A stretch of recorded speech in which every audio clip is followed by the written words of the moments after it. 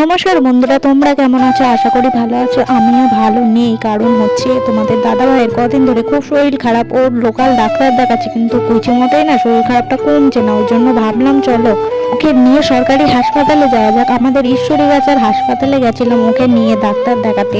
অনেক সময় সরকারি ডাক্তার দেখালেও কমে যায় শরীর খারাপ। আর আমাদের যেতে যেতে অনেকটাই বেলা হয়ে গেছিলো, তাই চিন্তা হচ্ছিল যে লাইন হয়তো অনেকটা থাকবে, কেমন কি হবে না হবে। তাই এসে দেখলাম ছেলেদের লাইনে অতটা লাইন নেই, মেয়েদের লাইনটাই বেশি লাইন।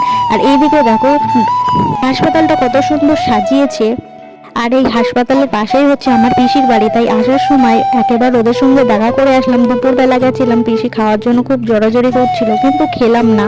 10-15 মিনিট ছিলাম, ওই জন্য আবার একটা ডিম ভেজে দিল। আগে বোন ওর বিয়ের বেনারসি দেখাচ্ছিল, কারণ কদিন পরে বিয়ে, সেই ব্লগও আমি ছাড়বো। আর আসার সময় রোড সাইড নার্সারি দেখলাম, ওখান থেকে দুটো আদা আর চন্দ্রমল্লিকা। চন্দ্রমল্লিকায় কি কালার ফুল হবে সেটা এখনো জানি না, সেটা ফুটলেই দেখাবো তোমার।